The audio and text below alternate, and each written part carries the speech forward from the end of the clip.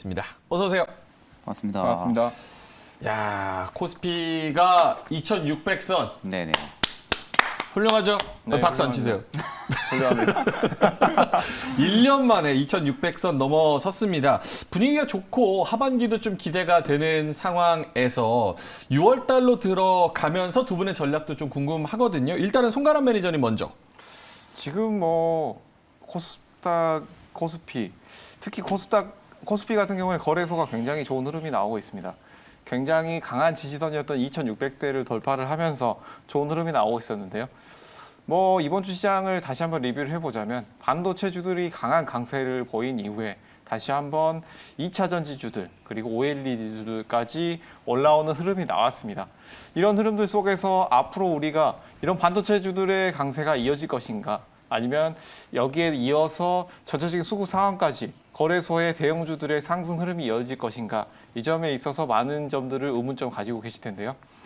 아무래도 다음 주 초반까지는 이런 흐름이 이어질 가능성이 높겠다라는 점을 보실 수가 있겠습니다. 하지만 개별주들 같은 경우에 이런 흐름들 속에서 아직까지는 반도체주들의 수급이 다른 섹터로 옮겨가면서 거기에 따른 흐름이 온전히 넘어가지는 않았다라는 점이 보여지고 있기 때문에 오늘 수치면 상한가 이런 섹터 레드앤블루에서 다음 주에 어떤 섹터가 이런 반도체주들의 주춤한 흐름 속에서 우리가 노려볼 수 있는지 그 점에 대해서 집중적으로 함께 살펴보도록 하겠습니다. 알겠습니다. 6월 달 그리고 다음 주도 좋은 흐름 계속 이어질 것이다. 최진웅 매니저님은요?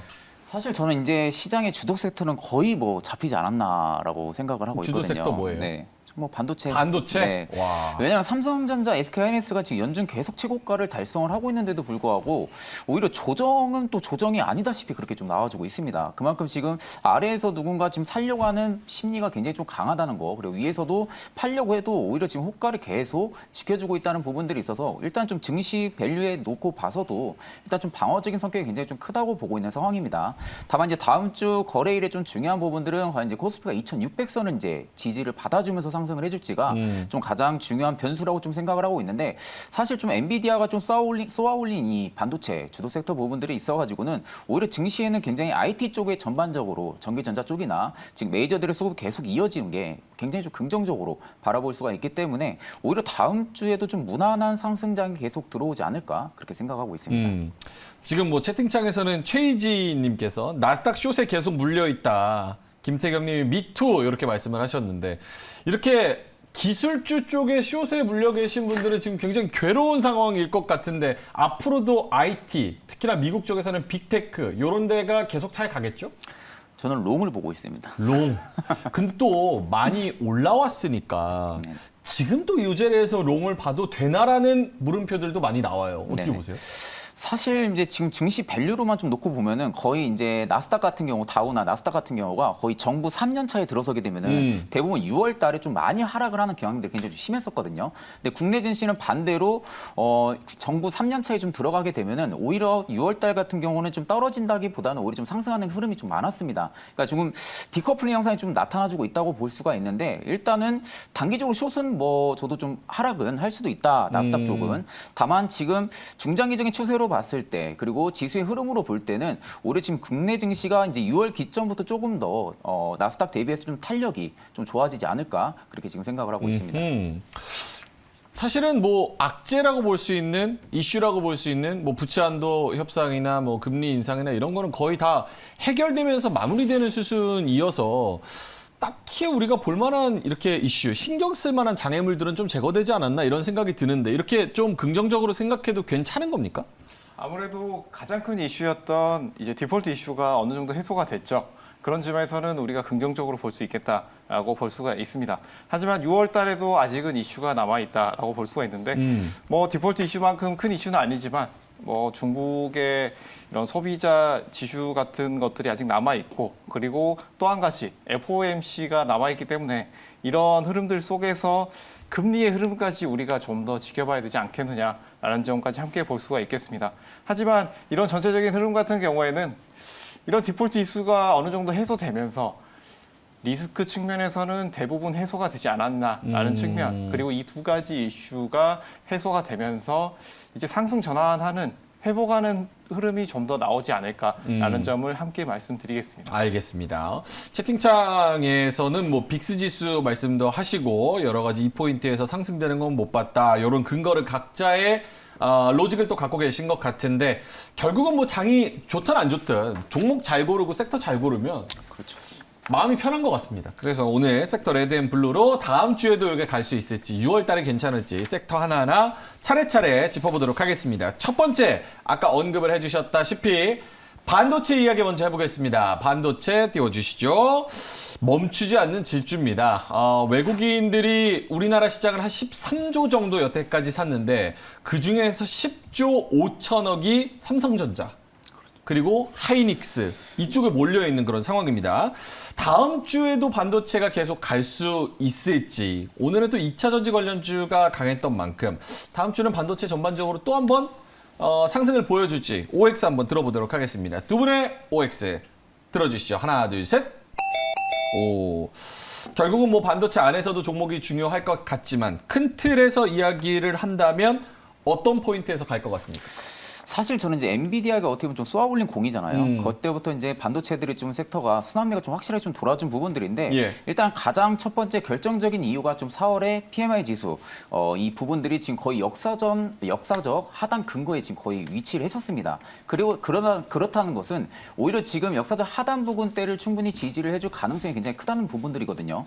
그러면 PMI 지수가 반등이 나와줄 때도 오히려 반도체 쪽 그리고 기술주 쪽에 전면적으로 긍정적인 흐름을 꾸준하게 좀 나와줄 수가 있고 일단 이제 뭐 반도체 하게 되면 뭐 디램, 낸드 가격이 뭐 올라가야 된다라는 이야기는 뭐 보통적으로 다 알고 있는 사실인데 사실 이번 사이클하고 일전에 좀 디램 가격에 대한 이 사이클 자체는 좀 많이 다르다고 생각을 하시는 게 맞다고 생각을 하고 있습니다.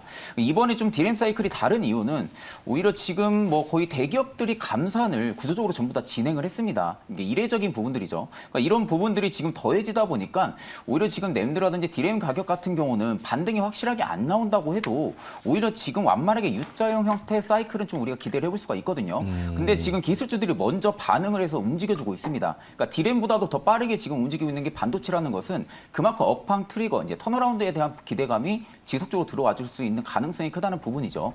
이제 여기서 이제 추가적인 상승을 우리가 좀 바란다라고 하게 되면은 이제 디램 가격이 회복을 해줄지가 가장 좀 미지수라고 보고 있는데 사실 이 정도의 순탄한 좀 상방이면은 오히려 좀 디램 가격도 역시 좀 반등이 이제 나와주지 않을까 이런 부분들이 있어가지고 오히려 좀 반도체는 굉장히 좀 긍정적으로 바라보고 있는 상황이고요. 그러니까 엔비디아 같은 경우도 오히려 지금 충격적인 가이던스로 또 발표를 한 상황이었죠. 그래서 올해 좀 하반기에 또 IT 쪽에 대한 또 언급도 계속적으로 했다 보니까 오히려 지금 전기전자 쪽에 외국인과 기관의 매수가 굉장히 공격적으로 들어오고 있습니다. 그러니까 그 말은 오히려 지금 전방 산업에 대한 개선 기대감 부분들이 지금 시점부터 지금 계속 매수세가 들어와주고 있다라는 측면으로도 우리가 좀 해석을 할 수가 있기 때문에 오히려 지금 뭐 반도체를 만약에 깎아 내린다라고 하게 되면 좀 디램 뭐 램드 가격 말고는 딱히 아직까지 반도체를 좀 가릴 만한 좀 악재성은 없지 않을까 그렇게 생각을 하고 있습니다. 알겠습니다. 뭐 반도체나 여러 가지 시장에 대한 이야기들 채팅에서 많이 해주고 계신데 말티님이 오늘도 와 주셨습니다. 채팅 수준이 너무 높아서 끼지를 못하겠어요. 이렇게 말씀을 하셔서 그 안에서도 궁금한 게 있으시면 질문 올려주시면 저희가 여기서도 소화해 보도록 하겠습니다. 송가람 매니저님은 O 들어주셨는데 네. 어떤 이유입니까? 반도체 같은 경우에는 아무래도 수급면이 가장 크다라고 볼 수가 있겠는데요. 지금 시장 전체적으로 수급이 어느 정도 집중이 되고는 있지만 전체적인 외국인 수급을 봤을 때 예전 시장이 호황이었을 때에 비해서는 아직은 약하다라고 볼 수가 있겠습니다. 그렇다면 지금 외국인 수급이 집중되고 있는 곳이 어딘가라고 했을 때는 반도체, 그중에서도 대형주로 집중이 되고 있다라고 볼 수가 있겠습니다. 그리고 제가 삼성전자 같은 경우에는 삼성전자, 하이닉스 이런 대형 반도체주들에 대해서 자주 언급을 드리면서 특히 삼성전자 같은 경우에는 7만 원대 거래량을 늘려나가면서 돌파 흐름이 나오게 된다라고 한다면 추세 전환으로 보고 우리가 반도체주 전반적인 상승 흐름을 볼 수 있겠다라는 점을 함께 말씀을 드렸는데요. 지금 삼성전자 7만 원대 돌파하면서 외국인 수급이 집중되고 있는 점, 그리고 다른 섹터로의 전환이 아직까지 이루어지지 않은 점을 봤을 때는 이 대형주들 위주의 상승 흐름은 어느 정도 이어질 것으로 보입니다. 그렇기 때문에 반도체주들 앞으로 지금 상황을 좀 더 이어가지 않을까라는 점도 함께 말씀을 드리겠습니다. 알겠습니다. 조금 솔직한 질문을 좀 여쭤봐도 될까요? 네네. 개인적으로 제가 궁금한 거. 네. 지금 반도체주 전반적으로 올라온 게 큰 틀에서 봤을 때는 연말이라고 치면 어느 정도 수준까지 올라왔다고 판단하십니까? 무릎 정도? 아니면 뭐 허리 정도? 저는 지금 업종별로는 확실하게 옥석 가리긴 해야 되는 부분들이 뭐냐면은 AI에 대한 수혜를 볼 수 있는 반도체로 시작을 했던 거거든요. 아. 그러니까 사실상 어떻게 보면 반도체 주도 섹터가 지금 이게 거래량 이렇게까지 실린 이유는 결국에 AI가 직접적으로 반도체랑 수혜를 볼 수 있는지 부분들이 의구심이 일단은 시장에 좀 남아있다고 생각을 합니다. 예. 그럼 사실상 지금 AI 반도체 관련해가지고 좀 반도체 사이클이 좀 잡혔다는 부분으로 봐서는 일단 지금 AI 반도체로 지금 거론이 되고 있는 기업들 같은 경우는 사실상 지금 기대 실질 수요 대비해서는 어느 정도 과도하게 지금 주가는 상승은 물론 돼 있다고 저는 생각을 하고 있거든요. 그러면 결국에 주가 되돌리는 현상은 또 나타나줄 수는 있습니다. 그런데 이제 우리가 초점을 확실하게 잡아야 되는 부분들은 주가가 되돌리는 현상이 나타났을 때 오히려 그게 또 하나의 또 매수 기회라고 저는 좀 생각을 하거든요. 그러니까 되돌리는 현상이 나타날 때 부분에 우리가 또 저가 매수를 충분히 접근을 해볼 수가 있고요. 이제는 포트를 좀 확실하게 나눠야겠죠. AI 반도체 따로 그리고 뭐 시스템 반도체나 부품 뭐 이런 쪽으로 좀 나눠가지고 예. 일단 AI는 이제 AI 쪽 관련된 반도체 수혜로만 좀 움직여줄 가능성이 좀 크다고 보고 있기 때문에 지금은 이제 전체적으로 업종이 많이 빠졌다 보니까 전체적인 좀 순환매가 돌아주는 거고 어느 정도 지금 자리가 잡힌다고 하게 되면은 분명히 수혜에 각각 따로 좀 움직여줄 가능성이 좀 크다고 보고 있기 때문에 예. 그런 점을 조금 예의주시해서 보시면 되실 것 같습니다. 다 같이 뭉뚱그려서 지금은 어디쯤이다라고 얘기하기는 좀 어렵다. 좀 나눠야 될 것 같다. 그렇죠. 알겠습니다. 우리 송가람 매니저님은 지금 반도체 전반적으로 봤을 때 최근에 올라온 거 어느 정도까지는 올라왔다고 판단하십니까? 뭐 대형주들 같은 경우에 지금 뭐 중장기적으로 보지 않고 단기로 본다고 하다면 어느 정도 어깨의 선까지는 올라오지 않았나. 어깨까지는 네. 왔다. 지금은 그렇기 때문에 단기 전고점까지는 우리가 노려볼 수 있겠지만 지금 구간에서는 조금 대형주 위주로는 주의해야 될 구간이 아닌가라는 점을 함께 말씀을 드리겠고요. 그렇지만 뭐 최진욱 매니저님이 말씀해 주셨던 것처럼 섹터를 전반적으로 나눠서 볼 필요가 있다는 말씀을 굉장히 집중해서 들으실 필요가 있겠다라는 점을 말씀을 드릴 텐데요. 그 이유 같은 경우에는 지금 뭐 비메모리 쪽 대형주들이 굉장히 강했습니다. 예. 메모리 쪽이라고 할 수가 있는데 이 메모리 쪽 하이닉스나 삼성전자의 이런 수요 공급이 원활히 되면서 앞으로의 이런 수급이 늘어날 것이다라는 측면에서 굉장히 좋은 흐름이 나왔는데요.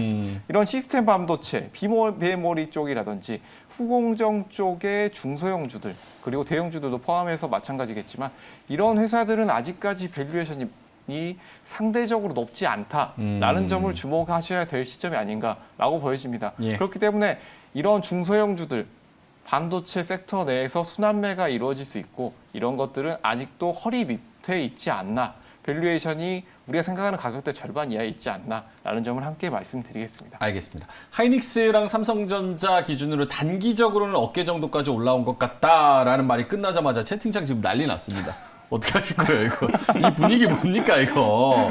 자, 뭐 다른 종목들, 소형, 중형, 소부장 같은 경우는 같이 갈 수 있지만 단기적으로는 실제로 SK 하이닉스도 20% 넘게 올라왔습니다. 그렇죠. 그렇기 때문에 단기적으로는 어느 정도 좀 올라온 부분이 있지 않나 이렇게 말씀을 해 주셨습니다. 결국은 컨셉을 잘 정하고 종목을 잘 정해야 되는 것 같은데 그래서 두 분의 반도체 종목을 한번 들어봐야 될 것 같습니다. 날아가는 종목을 들어야 되는데 구리준마님께서 매니저 두 분 드레스 코드 오늘 블랙인가요? 장은 가볍게 날아가는 중인 것 같은데 다음에는 이제 핑크 정도로 입고 오시면 좋을 것 같습니다. 자, 그럼 두 분의 종목 한번 들어보죠. 최진욱 매니저님 먼저.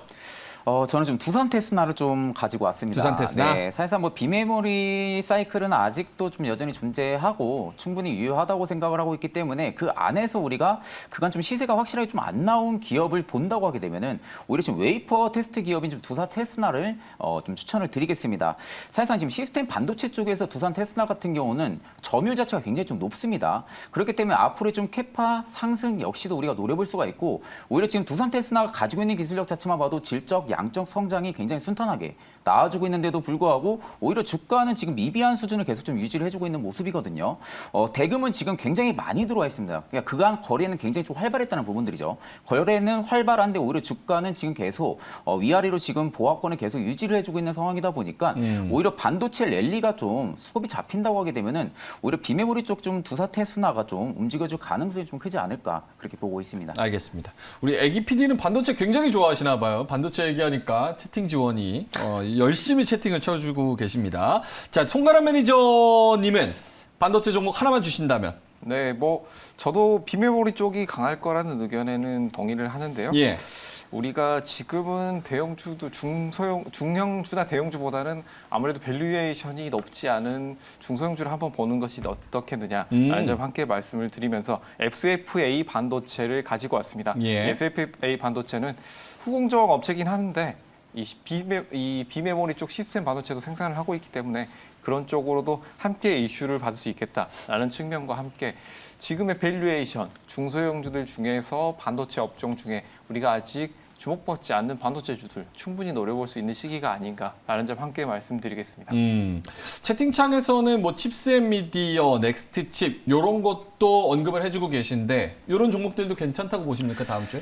칩스앤미디어도 오히려 지금 본인의 분야에 있어서는 거의 독단적이거든요. 국내에서 기업에 거의 없습니다. 그만큼 기술력을 가지고 있는 부분들은 굉장히 좀 독단적이다는 부분들이 있어서는 당연히 뭐 점유율 부분들은 계속적으로 올라가질 가능성이 좀 크겠죠. 그리고 이제 수출 쪽에 대한 범위를 우리가 좀 봐야 되는데 수출 쪽까지 만약에 매출이 올해 좀 3분기, 4분기까지도 계속적으로 좀 나와준다고 하게 되면은 오히려 칩스앤미디어 같은 경우도 좀 독단적인 질주 역시도 우리가 좀 바라볼 수가 있고요. 그 외적으로도 제가 이제 계속 말씀드렸던 부분들은 수주장구가 어느 정도 회복을 해주고 있고 그리고 매출적인 부분들이 좀 그렇게 크게 타격을 받지 않았던 이런 좀 소부장 기업들 같은 경우는 좀 집중해서 관찰을 해볼 필요성이 있다고 보고 있습니다. 알겠습니다. 두 분 다 반도체 전반적으로는 다음 주에도 갈 거라고 예상을 하시고 오를 들어주셨던 부분이고 그리고 종목 같은 경우는 두산테스나 그리고 SFA 반도체 이렇게 말씀을 주셨습니다. 자, 다음 섹터 레드앤블루. 여러분들이 그렇게 관심은 없으신 것 같은 제약바이오로 한번 가보도록 하겠습니다. 아스코 앞두고 계속 개별 종목 이슈로는 꾸준히 상승을 또 했었었고 이후에 바이오 USA까지 다 지나간 후에도 계속 6월 달에 주도주로서도 힘을 좀 내줄 수 있을지에 대한 부분이 좀 궁금한 건데 두 분 OX 한번 들어보도록 하겠습니다. 하나, 둘, 셋 들어주시죠. 요건 갈립니다. 긍정적인 얘기부터 한번 들어볼게요. 송가람 매니저님. 제약바이오 같은 경우에는 뭐 말씀드렸던 것처럼 아스코를 앞두고 있죠. 그렇기 때문에 아무래도 단기적으로 이슈몰이를 하지 않겠느냐라는 측면을 말씀을 드리겠습니다. 그 외에 제가 전체적인 수급적인 면을 지속적으로 말씀을 드리고 있는데 이 반도체 분야에서의 섹터에서의 아직까지 이런 외국인 수급이나 기관 수급이 나온 흐름이 어느 쪽으로 옮겨갔느냐라는 부분에서는 의견이 분분합니다. 다시 말해서 이렇게 나왔던 자금들이 어디로 갔는지 아직까지는 확인이 어렵다라는 부분인데요. 제가 봤을 때는 이런 단기적으로 나온 자금이 아무래도 제약 바이오 쪽으로 이슈도 있고 옮겨가지 않겠느냐. 바닥권에 있는 종목들이 많기 때문에 옮겨가지 않겠느냐라는 부분이 있습니다. 그렇기 때문에 이런 제약 바이오 섹터는 다음 주에 우리가 좀 더 볼 수 있지 않겠느냐라는 점을 볼 수가 있겠습니다. 뭐 종목군들을 어느 정도 살펴보게 된다면 대형주들 위주로 상위 5개사들 같은 경우에 이번 주에 흐름이 굉장히 좋았습니다. 특히 뭐 유한양행이나 한미약품 이런 대형주들이 굉장히 흐름이 좋았는데요. 예. 이런 흐름 같은 경우에는 지금 보유한 파이프라인이 탄탄하기도 하지만 앞으로의 임상 계획들도 굉장히 좋은 계획들이 잡혀 있고 그렇기 때문에 이런 것들을 봤을 때 지금 제약주들이 바닥권인 상태들이 굉장히 많기 때문에 지금의 밸류에이션에 있어서는 앞으로의 이런 파이프라인 그리고 임상에서의 주목을 봤을 때는 매출까지도 연결이 되지 않겠느냐라는 측면에서 지금 움직이고 있는 대형주들 그리고 중소형주들까지 함께 봐야 할 시기가 아닌가라는 점을 함께 말씀드리겠습니다. 알겠습니다. 근데 지금 시장 분위기를 살짝 보자면 사실 IT, 전기전자, 뭐 LG 이노텍, 디스플레이 이런 거 포함해가지고 반도체 2차 전지, 뭐 디스플레이, IT 부품 이런 쪽이 좀 주도하는 시장 같아서 제약바이오가 그거를 확 한번 꺾으려면 무언가 큰 게 나와줘야 되지 않나라는 생각이 좀 들긴 하거든요. 그렇죠. 이런 것들이 크게 나온다라고 한다면 아무래도 제약바이오에서 큰 이슈 같은 경우에 우리가 이런 감염병 이슈 같은 경우에는 코로나 이후에는 큰 이슈가 나오지 않았습니다. 예. 하지만 지금 아스코 같은 경우에는 우리가 지금 이 아스코는 3대 학회 중에 암학회라고 할 수가 있겠죠. 예. 이 3대 학회를 간단히 설명을 해드리자면 이 학회에서는 국내 유수의 기업들이 세계 각지에서 온 투자자들을 만나는 투자의 장이라고 볼 수가 있겠습니다. 우리가 제약사들이 파이프라인을 많이 가지고 있지만 이 파이프라인을 지속적으로 임상 1상, 2상, 3상 실질적으로 우리가 이런 약들을 사용할 수 있게 되기까지 굉장히 오랜 시간과 많은 연구 개발 비용이 들어가게 됩니다. 그렇기 때문에 이런 것들에 대한 투자 비용 무시할 수 없겠죠. 그렇지만 이런 학회에서는 이런 것들의 미래 가치를 보고 투자하는 투자자가 굉장히 많이 나오게 됩니다. 그래서 이런 제약 바이오들이 굉장히 턴어라운드가 나오게 된다라고 한다면 이 아스코 기간에 어느 정도 블록버스터로 인정받을 수 있는 파이프라인 제품이 임상에서 다시 주목을 받게 된다라고 한다면 그 회사가 굉장히 크게 움직이는 흐름이 나올 것이고 그 회사 외에 대형주들의 흐름, 중소형주들의 흐름까지 동반적으로 상승 흐름이 나오지 않겠느냐라는 예. 점을 함께 보실 수 있겠습니다. 알겠습니다. 자, 송가람 매니저님은 O 들어주셨고 최진웅 매니저님은 X 들어주셨는데 반대 네네. 의견도 좀 듣고 싶습니다. 사실 지금 제약바이오가 하락 사이클에서는 벗어난 건 사실이거든요. 네, 그러니까 하락 사이클에서 벗어난 건 사실이고 뭐 중장기적으로 그 내년에도 굉장히 성장성은 좋은 건 분명합니다.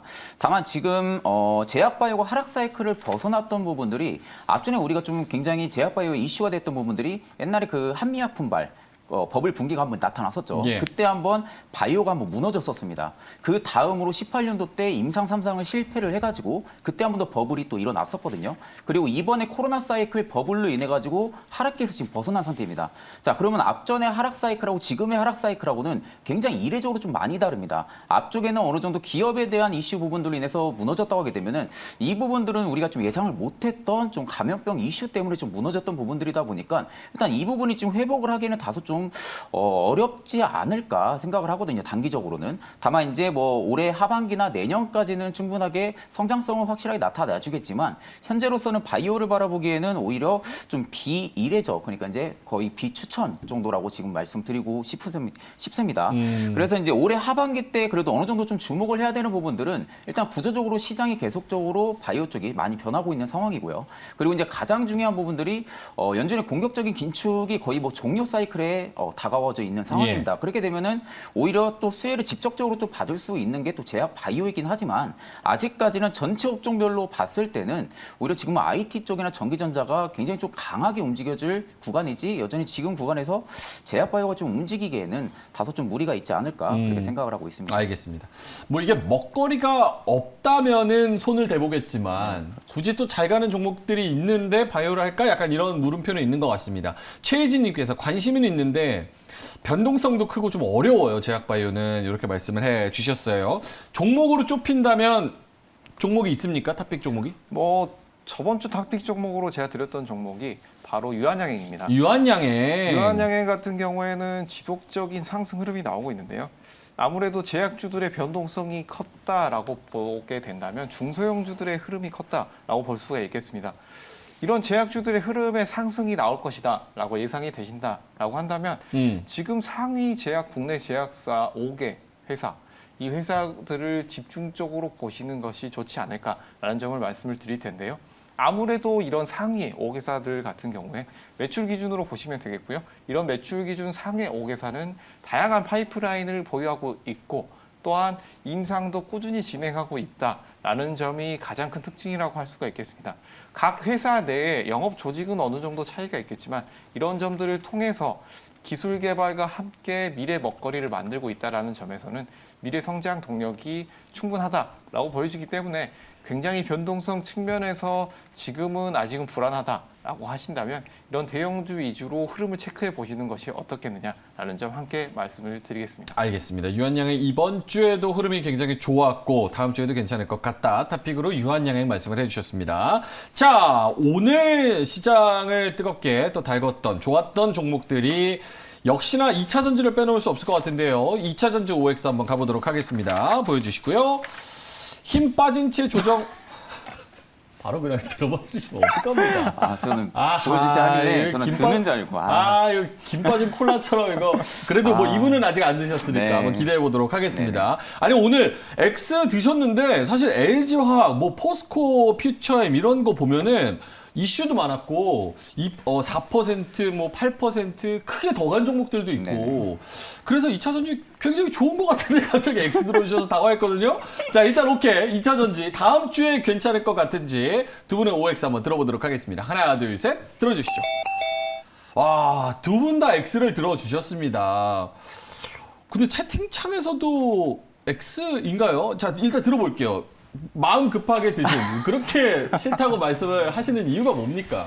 저는 사실 예. 지금도 PER 밸류상 굉장히 부담이 되어 있는 자리라고 생각을 합니다. 보통 좀 대형주들만 좀 자리만 봐도 일단 이제 PER 밸류로만 봤을 때도 굉장히 고평가라고 생각을 하고 있거든요. 그럼 그만큼 매물이 나올 수 있는 확률적인 구간들이 굉장히 많다는 겁니다. 물론 이제 그간 2차 전지 사이클이 굉장히 좀 좋았다 보니까 기술적인 반등 부분들 노려볼 수 있는 부분들이지만 이거를 우리가 좀 끌고 가기에는 다소 지금은 무리가 있다라고 생각을 하고 있거든요. 뭐 대표적으로 에코프로 같은 경우도 제가 보기에는 거의 30년까지 지금 수주 부분들을 주가에는 전부 다 반영을 하지 않았나라고 생각을 합니다. 2030년까지. 네네. 그러면은 결국엔 지금 에코프로가 상승이 나와주기 위해서는 확실한 좀 실적 부분들이 찍혀야 된다는 부분들인데 일단 이 부분들이 수준은 확정은 되어 있지만 그에 따라 좀 재무적으로 바로 찍히는 부분들도 솔직히 좀 아닙니다. 그러니까 지금 구간에서는 오히려 2차 전지에 대한 성장 기대감에 주가가 좀 굉장히 좀 많이 올라왔었는데 결국에는 기술력이 좋다라는 부분들로 인해 가지고 2차 전지 사이클이 좀 많이 잡혔던 부분들이거든요.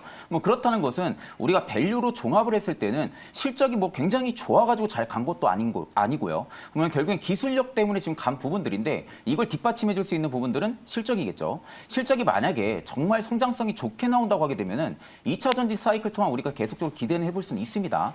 다만 우리가 이제 중장기적으로 볼 땐 당연히 2차 전지 산업군은 굉장히 좀 클 수밖에 없는 산업이긴 합니다. 다만 지금 시장으로 우리가 볼 때는 너무 과도하게 올랐습니다. 과도하게 올렸다는 부분들에 있어서는 오히려 지금 구간에서 좀 개인 투자자분들이 다시 한 번 더 반등이 나오니까 관심을 가지고 또 매수를 할 수가 있거든요. 그간 강했기 때문에. 근데 그 부분들이 오늘 하루 반등 나오고 그 다음 날 또 급락이 나올 수도 있는 겁니다. 그러니까 그만큼 굉장히 리스크가 큰 상황은 현재로서 2차 전지 산업이라고 보고 있기 때문에 우리가 예전에 현대미포조선 잘 아실 겁니다. 현대미포조선이 기대감에 굉장히 급등을 했었다가 실적 발표를 하고 나서 급락을 했었거든요. 그러니까 그런 관점들이 2차 전지 쪽에서도 나타날 수가 있다고 좀 어렵게 좀 말씀을 드리겠습니다. 그렇기 때문에 그런 관점으로 볼 때는 오히려 지금 굉장히 잘 가고 있고 바닥에서 기고 있는 종목들이 굉장히 많은데 굳이 시세가 다 나온 2차 전지 쪽을 바라볼 필요성이 있을까? 좀 그렇게 말씀을 드리겠습니다. 알겠습니다. 사실 뭐 아까도 제가 포스코 퓨처엠 말씀을 드렸지만 요거 차트 스탁 있으면 한번 띄워주시면 좋을 것 같은데 포스코 퓨처엠도 사실 1개월 차트로 저점에서 보면 한 17%, 18% 올랐지만 이거를 3개월 차트로 놓고 본다면은 전고점이 41만 원이거든요. 근데 오늘 37만 5천 원까지 올라왔기 때문에 전고점 뚫고 갈 수 있나? 여기에 대한 자신감 없으면 지금은 좀 들어가기는 어려운 위치다. 알겠습니다. X 들어주셨고 최진웅 매니저님은 X, 송가람 매니저님도 X. 이유가 있을까요? 잘 아시다시피 제가 X를 잘 안 드는 편인데 예. 다음 주를 봤을 때는 아무래도 전기차는 좀 쉬어가지 않겠느냐라는 점을 볼 수가 있겠습니다. 이런 다음 주에 제약주 위주로 강한 흐름이 나올 것이다라는 측면도 있겠지만 뭐 최진웅 매니저님이 굉장히 잘 설명을 해주신 것처럼 예. 전기차 부분도 지금은 옥석 가리기가 필요하다라는 점을 볼 수가 있겠습니다. 말씀해 주신 것처럼 지금 기술력 위주 때문에 기술력이 좋기 때문에 올라갈 것이다 라는 측면이 강했다라고 한다면 지금은 이런 매출을 봐야 하는데요. 매출에 대한 부분에 있어서 조금 덧붙이자면 매출이 늘어나려면 아무래도 수요가 증가해야 된다라고 볼 수가 있겠습니다. 그렇지만 장기적으로 봤을 때는 수요는 지속적으로 증가할 것이다 라고 보여지고요. 지금 뭐 글로벌 전기차 수요는 지금 2020년에 1,000만 대에서 2032년까지 5천만 대 이상, 연평균 17% 이상 상승할 것이다 라는 전망이 나오고 있습니다. 그렇기 때문에 지속적으로 미국의 전기차 수요 늘어나고 있다. 전 세계적으로도 늘어나고 있다라고 한다면 2차 전지 배터리 수요도 꾸준히 늘어날 것이다 라고 충분히 예상을 해볼 수가 있겠는데요. 배터리 수요도 22년 64 기가와트시에서 이제 32년까지는 3,971 정도까지 연평 23% 정도 크게 상승이 나올 것이다 예. 라고 전망이 나오고 있습니다.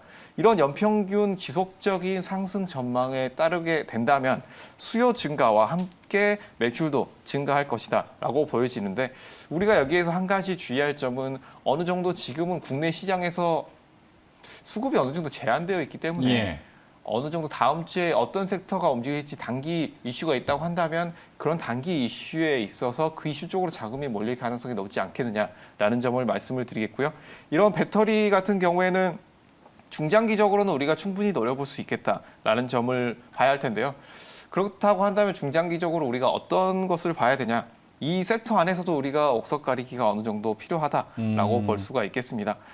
양극재, 음극재 이런 수요가 지속적으로 꾸준히 증가할 것으로 보이고요. 우리가 뭐 꿈의 소재라고 할 수 있는 이제 전고체 소재들 같은 경우에도 아직은 뭐 상용화 측면에서는 많이 떨어지는 부분이 있기 때문에 미래 수요에 있어서는 증가할 것이다 라는 부분에 있어서 이런 전고체까지 실리콘 음극재 그리고 양극재, 전고체까지 함께 보시고 도전체 분야의 회사들까지 함께 보신다라고 한다면 대형주들이 기술력으로 인해서 많이 밸류에이션이 올라왔다면 이런 회사들은 아직 밸류에이션이 많이 올라오지 않은 저점에 있는 회사들이 많이 있다라는 점.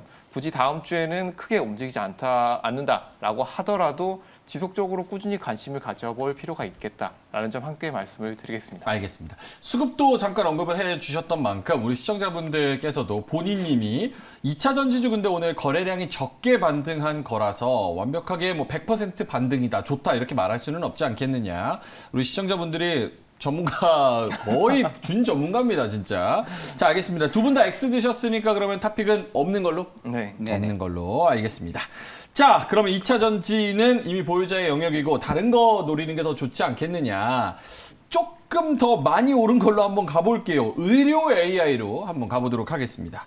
뷰노, 루닛 이거 차트 보면은 와 이거는 진짜 고소공포증 있는 분들은 여기 들어가면 안 돼요. 너무 무섭습니다. 그래도 계속해서 이슈는 좀 나오고 있는 상황이고 후속주로도 들썩들썩하고 있는 것들이 있어서 의료 AI가 다음 주에도 괜찮지 않을까? 물론 개별 테마, 개별 종목이지만 그래도 한번 볼 수 있나? 라는 의미에서 갖고 와봤습니다. 자, 두 분의 OX 한번 들어보도록 하겠습니다. 하나, 둘, 셋 들어주시죠. 뷰노랑 루닛은 아닌 거죠? 네, 맞습니다. 그건 너무 많이 올랐고. 그것 같은 경우에는 말씀해 주신 것처럼 이제 높은 곳에서 떨어지면 크게 다칠 수가 아프니까. 있어요. 굉장히 아픕니다. 높은 곳에서 떨어지면 죽습니다. 다치는 게 아니라. 자, 알겠습니다. 의료 AI 왜 오를 드셨는지 송가람 매니저님 먼저. 의료 AI 같은 경우에는 물론 장기적으로도 볼 수가 있겠지만 단기적으로도 충분히 추가적으로 시세가 나올 수 있다라는 점을 말씀을 드리겠습니다. 뭐 말씀해 주신 것처럼 뷰노 같은 종목군들이 굉장히 강했죠. 그리고 인성정보 같은 회사들도 뭐 AI 관련해서 이슈가 함께 있긴 했지만 굉장히 함께 강했습니다.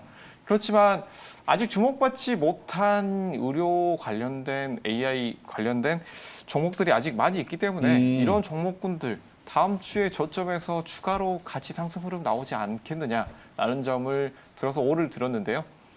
우리가 매매를 해본다라고 한다면 이번 주에 강력했던 개별주들 추가로 추격 매수하시는 것보다는 이 주들의 흐름을 체크를 해보시면서 아직까지 올라오지 않은 이런 원격 의료 관련된 섹터의 종목군들을 체크해 보시는 것이 어떨까라는 점 함께 말씀드리겠습니다. 근데 차트 보면은 물론 같이 따라가는 면은 있지만 뷰노랑 루닛처럼 확실하게 폭발적으로 따라가는 애들은 별로 없는 것 같던데, 그렇죠? 네, 맞습니다. 네. 뭐 아무래도 이런 섹터들 같은 경우에 항상 말씀드리는 점이 이 섹터가 주도 섹터냐 그리고 앞으로 더 갈 섹터냐라는 점을 보실 때는 한 가지를 주의하시면 됩니다. 네. 가장 강력하게 뷰노 같은 종목이 올라가고 있을 때 그 아래 관련된 종목군들이 같이 움직이고 있느냐라는 점을 체크를 해보실 수가 있는데 뭐 보게 된다면 여기에 있어서 원격으로 관련된 종목군들이 모두 함께 움직였다. 라고 볼 수가 있겠습니다. 그렇기 때문에 한 개 회사의 개별적인 이슈라고 보기보다는 이 섹터 전반적으로 시장이 좋은 흐름으로 보고 있다라는 점을 함께 보실 수가 있겠습니다. 그렇게 된다면 이런 섹터의 흐름이 다음 주까지도 이어질 가능성이 굉장히 높다라고 보실 수가 있겠는데 이런 흐름을 보게 된다면 뭐 기술적으로 좀 더 쉽게 풀어드린다라고 한다면 대장주가 20% 올랐다라고 한다면 2등주, 3등주, 4등주 이런 종목군들이 17%, 10%, 8% 이런 식으로 꾸준히 따라오고 있는지 이 여부를 체크를 해보시면 된다라고 할 수가 있겠습니다. 이 팁을 이용을 하셔서 다음 주에도 이런 흐름이 나온다라고 한다면 어느 정도 단기 고점에 있는 이런 뷰노 같은 종목들이 주춤할 때 그 아래에 있던 이 섹터가 전반적으로 움직인다라고 보고 있기 때문에 여기에 있는 수급이 아직 올라오지 않은 윗꼬리에 달고 있는 3등주, 4등주로도 수급이 옮겨갈 수 있다라는 점 함께 말씀을 드리겠습니다. 알겠습니다. 얘네가 쉴 때 다른 종목들도 좀 갈 수 있는 그런 기대감이 있다. 네, 맞습니다. 최진호 매니저님도 오늘 들어주셨어요? 사실 저는 이제 이 의료기기 쪽에 이제 AI는 접목이 된 거잖아요. 예. 사실상 저는 루닛이 이제 쏘아올린 공이지 않을까라고 생각을 하고 있거든요. 지금 루닛 같은 경우가 오늘도 나왔던 리포트가 애널리스트의 리포트가 나왔던 게 지금 가격도 굉장히 싸다고라는 또 리포트가 또 나왔습니다. 그러니까 지금도 이렇게까지 고공행진을 하고 있는데도 불구하고 지금 가격도 밸류상으로 봤을 때 굉장히 싸다는 겁니다. 그러니까 사실 지금 AI 그 영상 의료 쪽 같은 경우는 사실 지금 밸류를 접목시키기에는 다소 좀 빠른 부분들이 있거든요. 이제 좀 성장을 하는 산업이라고 좀 볼 수가 있는 부분들이다 보니까 사실 밸류로 우리가 좀 집계를 하기는 다소 좀 무리가 있습니다. 근데 다만 우리가 좀 수급적인 면이나 보유 비중들을 좀 보게 되면은 루닛 같은 경우가 22년 7월 21일부터 상장을 하고 나서 지금까지 외국인 보유율이 25.96%까지 오른 상태입니다. 그러니까 이 말은 지금 바이오 쪽에서 얘기가 나오는 게 휴미라 시장이 이제 밀리고 새로운 메가 버스트급의 좀 시장이 나온다라는 이야기도 지금 나오고 있습니다. 그럼 결국에는 영상 AI 쪽 관련해가지고는 외국인이 계속적으로 관심을 가지는 이유들이 외국에서 굉장히 지금 문제가 되고 있는 부분들이 비만이거든요. 네, 그럼 비만 치료제가 지금 나오고 있습니다. 그러니까 비만 치료제가 임상을 지금 마치고 나서 지금 나오고 있는 시점에서 오히려 비만으로 연결될 수 있는 부분들이 또 암으로도 연결이 될 수가 있고요. 그러니까 각종 질병으로 좀 많이 연결이 될 수가 있거든요. 근데 이 AI 영상 의료로 정확하게 어느 특정 부위의 뭐 암세포라든지 이런 부분들을 정확하게 캐치를 해서 예. 거기를 초점을 맞춰가지고 치료를 할 수 있다는 좀 특장점이 있습니다. 그러니까 이러한 부분들은 결국에는 미래 산업으로 봤을 때는 성장성이 확실하게 클 수밖에 없다라는 부분들이죠.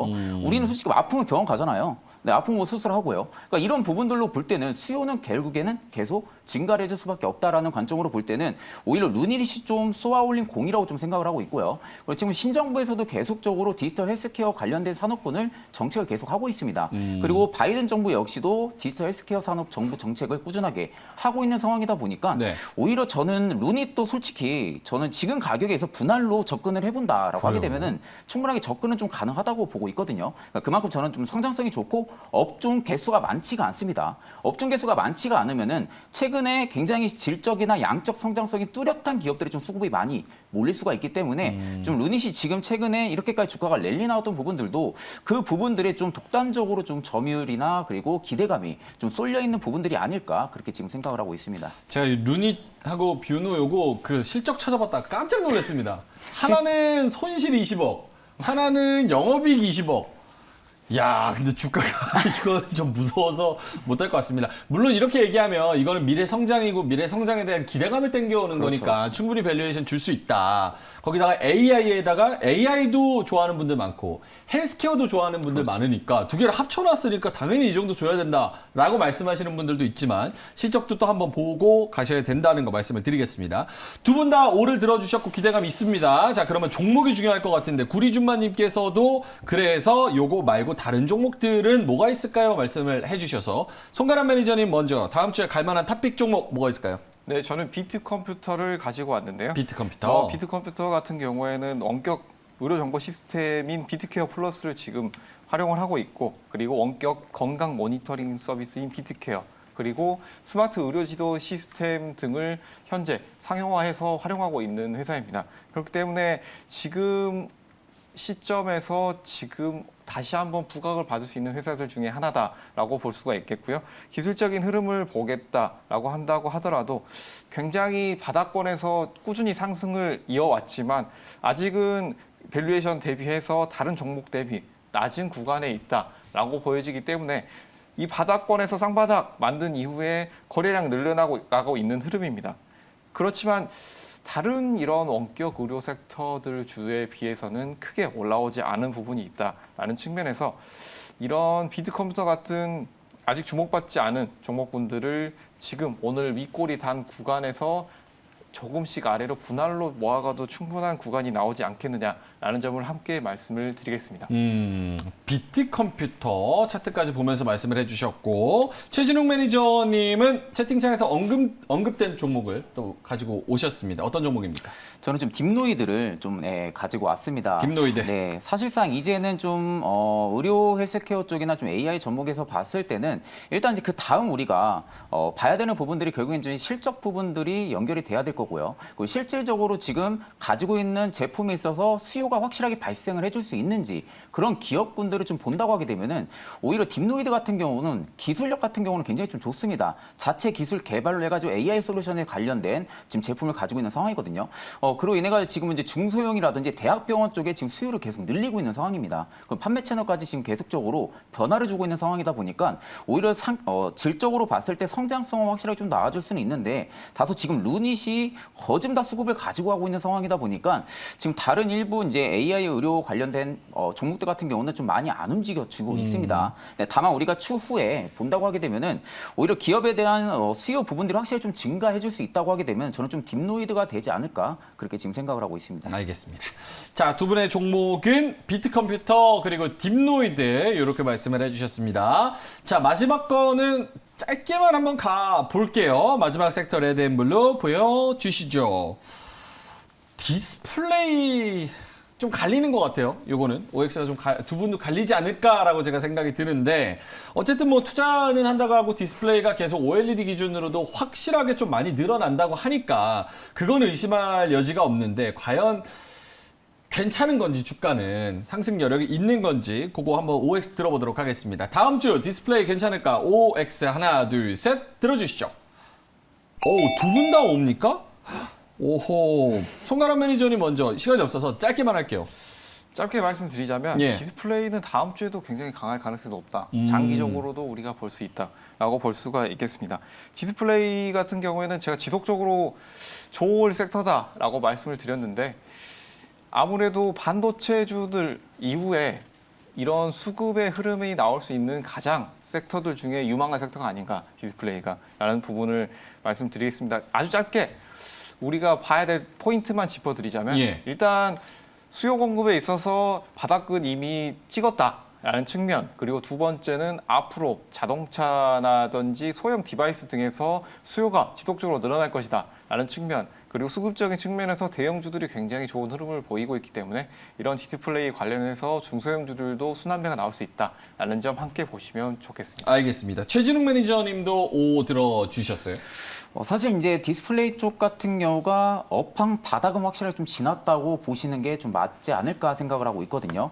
사실 최근에도 뭐 이제 이슈 나왔던 부분들이 삼성 디스플레이 관련해 신규 시설 뭐 투자 이런 이슈들도 있었는데도 불구하고 오히려 디스플레이 쪽이 생각보다 좀 많이 안 움직였습니다. 그러니까 일단 이 부분들만 우리가 봤을 때는 일단 아이폰에 대한 수요 부분들이 좀 타격이 확실하게 좀 있었던 부분들이 주가에도 계속적으로 반영이 되지 않았을까 그렇게 지금 보고 있는 상황이고요.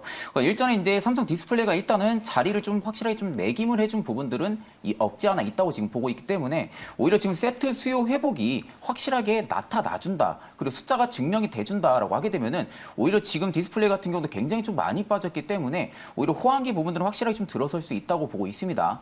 지금 이제 아이폰 12 같은 경우가 수요가 빠졌던 출하량이 좀 빠졌던 부분들이 전체 패널을 지금 OLED 쪽으로 좀 교체를 하면서 출하량이 좀 많이 줄은 부분들이거든요. 그러니까 그만큼 개발 양산 부분들이 있어서 좀 단계가 줄었던 부분들인데 이제 내년부터 아이패드도 이제 OLED를 탑재를 해서 나온다고 합니다. 그럼 결국에는 이제 OLED 쪽으로 전체 패널들이 이동을 한다는 부분들인데 그럼 사실상 OLED 쪽에 대한 수요는 확실하게 좀 증가를 해줄 수밖에 없다고 보고 있기 때문에 오히려 그런 관점으로 볼 때는 OLED는 지금 업종 밸류 대비해서는 굉장히 좀 바닥권에 위치를 해주고 있다라는 관점으로 볼 때는 오히려 지금 IT 기기 쪽 그리고 IT 산업 쪽을 또 본다고 하게 되면은 디스플레이 쪽도 굉장히 좀 좋지 않을까 그렇게 보고 있습니다. 알겠습니다. 자, 두 분 다 다음 주에도 디스플레이 좋을 것 같다. 오를 들어주신 만큼 또 탑픽 종목도 갖고 오셨습니다.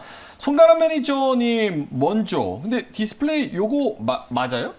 아닌가? 제가 잘 몰라서 그러는데. 맞습니까? 생소하시죠? 네, 디스플레이인데 왜 로봇 주냐라고 생각을 하실 겁니다. 아니 T로보틱스를 갖고 오셨어요.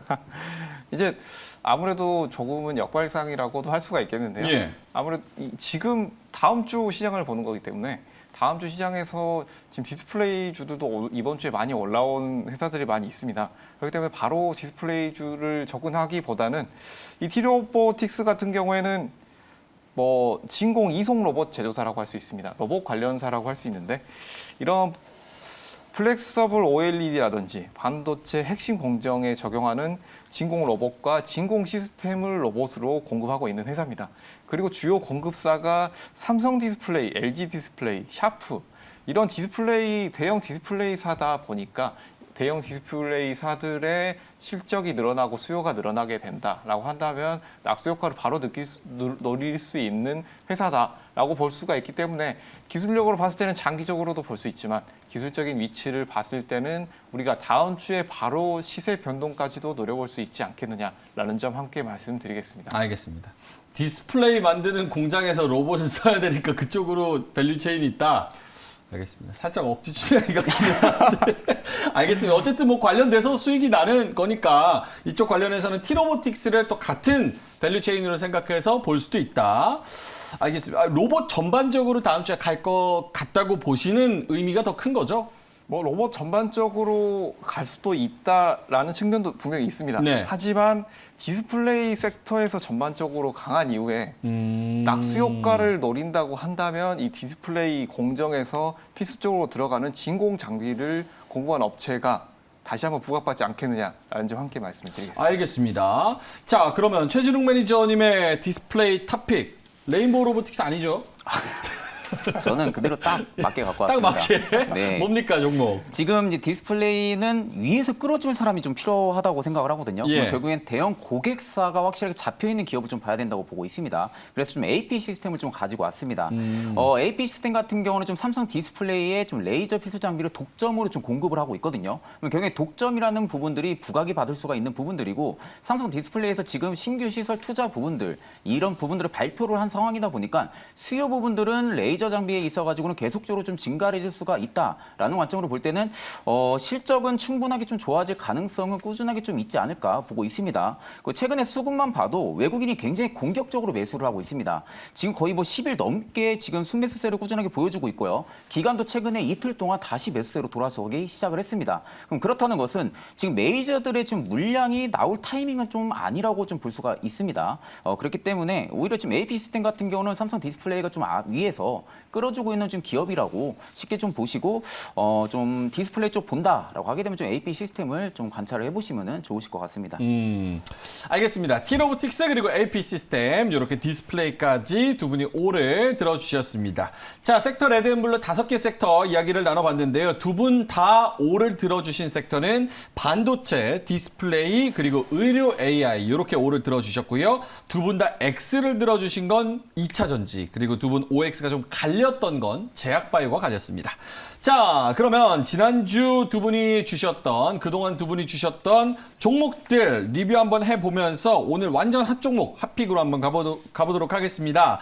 송가람 매니저님 먼저 하나마이크론, 종가 기준으로는 살짝 약보합권이지만 최고가 기준으로는 3.5% 정도 플러스입니다. 요거 한번 리뷰해볼까요? 뭐 하나마이크론 같은 경우에는 반도체주들의 강장한 강세 속에서 대형주들의 흐름을 이어갔다라고 볼 수가 있겠습니다. 이런 반도체 대형주들의 흐름은 아무래도 다음 주까지도 이어지지 않을까라고 보여지는데요.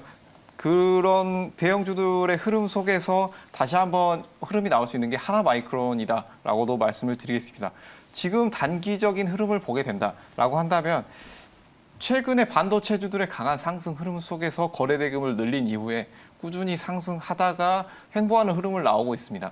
이 횡보하는 흐름 속에서 단기 박스권 라인에서 거래량을 꾸준히 줄여나가고 있는 흐름이기 때문에 이 흐름 속에서 다시 상승 흐름이 나온다라고 한다면 이 18,000원대 라인을 다시 돌파하면서 거래대금이 나오는 흐름이 나오지 않을까라고 보여지는데요.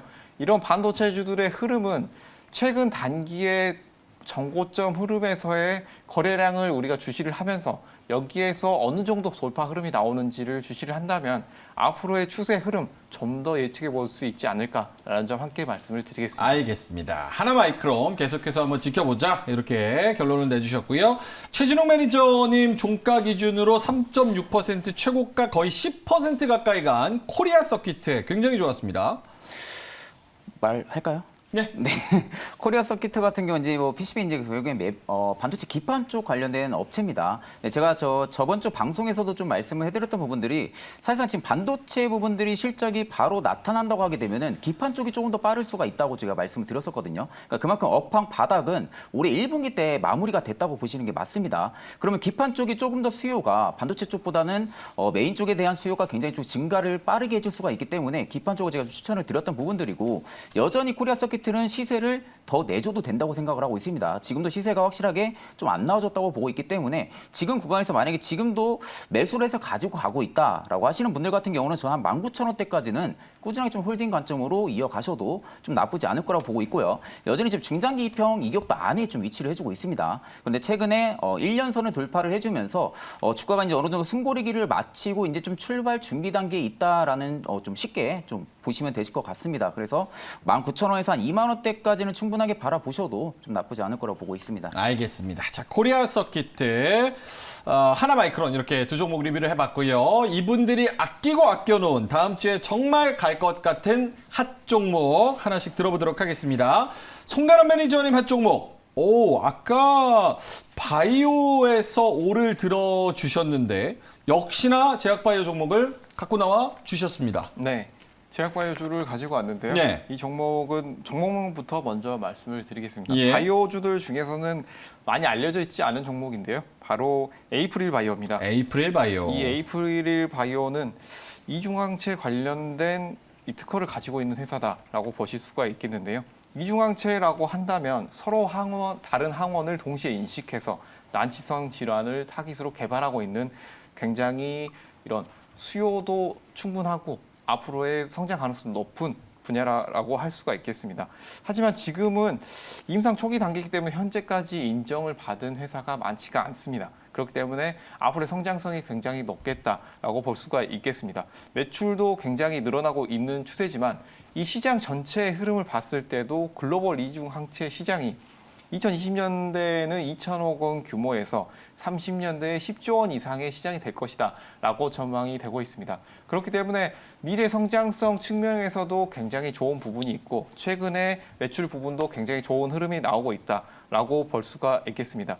이런 뭐 바이오 의약품 중에서도 단백질 의약품에 속한다고 할 수가 있겠는데 이런 것들의 기술의 원천 기술을 가지고 있는 회사이기 때문에 이런 원천 기술을 가지고 있는 회사, 이 이중항체 관련된 신약 후보군들 같은 경우 이번 학회뿐만이 아니다라고 하더라도 앞으로 충분히 주목받을 수 있는 측면이 있다라는 점 함께 말씀을 드리겠습니다. 예. 기술적인 흐름을 살펴보게 된다라고 한다면 최근 바이오주들이 좋은 흐름이 뭐 산발적으로 나왔지만 바닥권에서 어느 정도 지지 이후에 거래 대금을 늘린 이후에 오늘 금요일 시장이었지만 상승 이후에 크게 밀리지 않는 흐름이 나왔습니다. 그렇기 때문에 다음 주 학회 이슈와 함께 제약바이오 흐름이 나온다라고 한다면 이 에이프릴 바이오도 충분히 추가 상승을 노려볼 수 있겠다라는 점을 말씀을 드릴 텐데요. 가격 부분을 함께 잡아드리자면 매수가는 26,500원, 목표가는 28,600원 제시해드리도록 하겠고요. 예. 손절가는 25,000원 제시해드리도록 하겠습니다. 알겠습니다. 에이프릴 바이오 핫 종목으로 갖고 오셨고요. 최진욱 매니저님 핫 종목.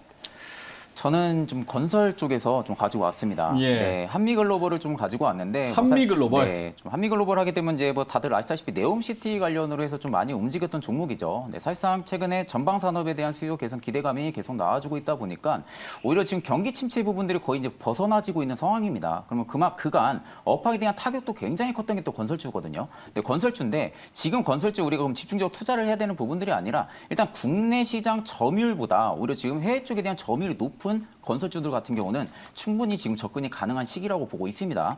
특히 이제 한미글로벌 같은 경우가 지금 신재생 쪽에 대한 투자까지도 좀 진행을 하고 있는 상황이다 보니까 오히려 지금 건설 쪽과 신재생 쪽에 대한 수혜를 충분히 받을 수 있지 않을까 그렇게 보고 있고요. 그리고 이제 처음에는 좀 네옴시티 관련해가지고 충분하게 수혜를 받고 있는 모습이 확인이 되고 있다 보니까 오히려 지금 신흥국 중심으로 계속적으로 수주가 좀 증가를 해준다고 보고 있습니다. 그렇다는 것은 매출적으로도 뭐 전혀 문제가 없다라고 생각을 하시면 되시고요. 뭐 업종 밸류 대비해서도 지금 거의 좀 저평가 국면에 있습니다. 예. 지금 PBR 수치도 한 2배, 한 1.74배 정도밖에 되지가 않다 보니까 앞으로 좀 실적 부분들을 봤을 때는 여전히 좀 재평가가 확실하게 좀 들어가질 구간이다. 그래서 이제 기술적인 트레이딩 관점으로 좀 말씀을 해드리게 되면은 목표가 같은 경우는 예. 35,000원까지 35,000원. 그리고 손절가는 27,000원을 제시를 해드리겠습니다. 예, 매수가 3만 원에서 3만 500원, 목표가 선절가까지 말씀을 해주셨습니다. 한미글로벌 에이프릴 바이오 다음 주에 잘 갈 수 있을지 한번 지켜보도록 하고요. 두 분의 네이버 밴드 빠르게 이야기하면서 마무리 슬슬 한번 해보겠습니다. 송가람 매니저님 먼저. 지금 뭐 반도체 섹터 위주로 대형주가 굉장히 올라가고 있기 때문에 종목 선정에 있어서 굉장히 힘드실 거라고 생각이 됩니다. 우리가 지금 대형주를 추격 매수하자니 더 올라가기보다는 눌림이 나오지 않겠느냐라는 측면도 있을 텐데 저희 이제 송가람 밴드 송가람 매니저 검색하셔서 예. 밴드에 들어오시게 된다면 매일매일 우리가 어느 정도의 어떤 섹터를 접근해 볼 수 있는지 진단해 드리고 있기 때문에 들어오셔서 시황 분석과 함께 어떤 종목을 함께 해야 될지 함께 인사이트 얻어가시길 바라겠습니다. 알겠습니다. 네이버 밴드에서 송가람 검색하시면 되고요. 네이버 밴드에서 최진욱 검색하면 뭐가 있죠? 네이버 밴드가 있겠죠? 네. 뭐 굉장히 시간이 좁다 보니까 예. 항상 해주고 싶은 말은 많은데 좀 많이 못 해드립니다. 그래서 그 못한 보충 부분들은 제가 네이버 밴드에서 최준호 검색해서 들어오시면은 여러분들 궁금해하시는 부분들도 제가 속 시원하게 좀 해결을 해드리도록 하겠습니다. 그렇기 때문에 좀 네이버 밴드 들어오셔서 좀 많은 인사이트 좀 얻어가시면 되실 것 같습니다. 알겠습니다. 네이버 밴드에서 송가람, 최진욱 이렇게 검색하시면 되고요. 오늘 많은 분들이 평일 월화수목보다는 좀 적게 들어와 계시지만 뭐 인사는 좀 드려야 될 것 같아서 제가 이 상한가랑 4년 정도를 함께 했는데 오늘 이제 마지막 방송입니다. 그래서 많은 분들이 뭐 충격을 받으실지 상관이 없으실지 모르겠는데 제가 이제 월요일에는 또 더 좋은 진행자분이 오셔서 화기애애하게 또 분위기를 이끌어 주실 것 같고요. 여러분들은 뭐 다른 곳에서 더 좋은 기회로 만날 수 있겠죠. 예, 그래서 그동안 부족하고 실수가 굉장히 많았는데 사랑하고 아껴주시고 응원해 주셔서 너무 감사드린다고 말씀을 꼭 드리겠습니다. 4년 아무렇지 않았는데 이제 얘기를 하니까 조금 울컥하네요. 예. 자, 끝내야죠 이제. 다음 주 월요일에는 이제 새로운 얼굴, 새로운 진행자분이 굉장히 좋은 진행을 해 주실 거니까 여러분도 꾸준히 계속해서 상한가 사랑해 주시면 좋을 것 같습니다. 자, 우리 제작진 일동이 명민준 앵커와 함께 행복했습니다. 앞날을 응원합니다. 고맙습니다. 우리 제작진 많이 응원해 주시고 우리 매니저님들도 많이 응원해 주시면 좋을 것 같습니다. 자, 그러면 저희는 이만 여기서 물러가도록 하겠습니다. 한 주 동안 고생 많으셨고요. 주말 푹 보내시고 푹 쉬시고 월요일 날 수익 많이 내서 8시에 새로운 진행자와 함께 뵙도록 하겠습니다. 오늘도 함께 해주셔서 진심으로 고맙습니다.